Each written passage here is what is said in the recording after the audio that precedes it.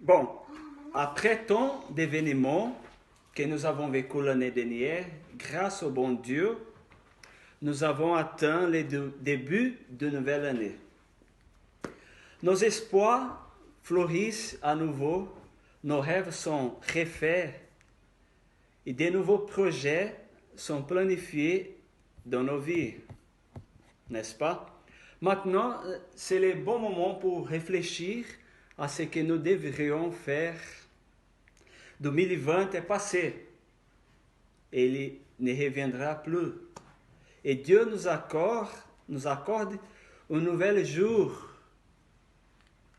une nouvelle année. Bien que cela puisse être difficile, on doit laisser derrière nous ce qui s'est passé. Tout ce qui s'est passé l'année passée, 2020. Nos moments de tristesse, de découragement, de désespoir, de pleurs et de douleurs. Prenons courage pour relever les défis de cette nouvelle année. Bonjour à tous, à toutes et à tous. Je suis Nils Soteise.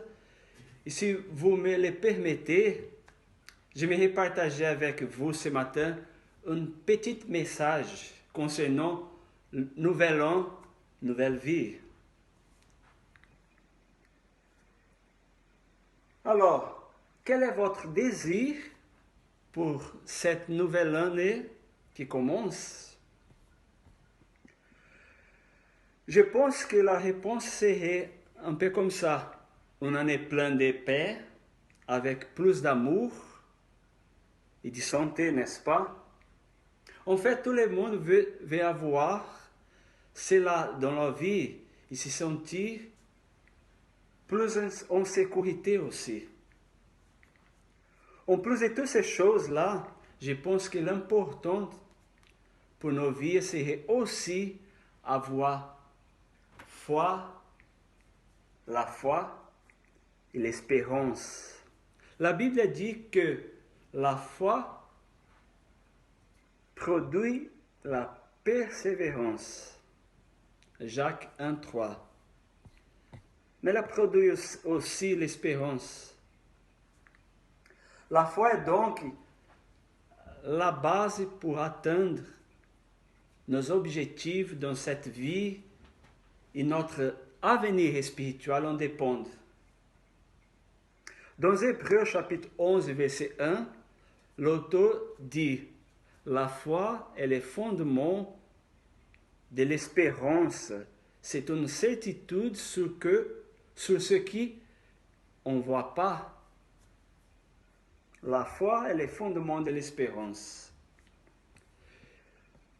Si pour une raison ou une autre, vous avez perdu l'espoir, sachez que la vraie espérance, la vraie espoir est en Dieu, est en notre Seigneur Jésus-Christ.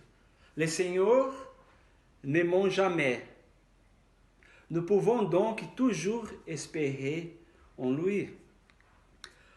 Nous mettons souvent notre espoir dans les mauvaises choses, dans l'argent, dans un emploi, dans les gens, on compte sur les gens, dans notre propre capacité.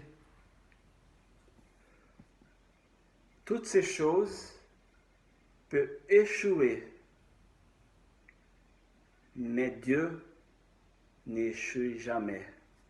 Avoir de l'espoir en Dieu, c'est placer notre confiance absolue dans la bonne personne. L'espoir dans le Seigneur, contrairement au monde, a de bons effets sur notre vie. Si nous vivons avec confiance en lui, nous grandissons dans la persévérance et nous serons plus heureux. Alors, en qui ou bien en quoi placez-vous votre espoir aujourd'hui? Sachant que l'espérance est le moteur qui nous permet de persévérer dans la foi jusqu'au bout. Car Dieu nous a formellement promis dans sa parole des choses glorieuses au-delà de cette vie. L'espérance, c'est Jésus-Christ en nous. Ça, c'est l'espérance, la vraie espérance. Lui qui nous console, c'est lui qui nous fortifie, c'est lui qui nous restaure la vie. C'est Christ qui implante en nous cette vision glorieuse de l'avenir, mais avec lui. Dans Colossiens chapitre 1, verset 26-27, l'apôtre Paul dit que les mystères cachés de tout temps et dans tous les âges est révélé maintenant à ses saints, à qui Dieu a voulu faire connaître quelle est la glorieuse richesse de ces mystères parmi les païens, à savoir Christ Jésus en vous, l'espérance de la gloire de notre avenir.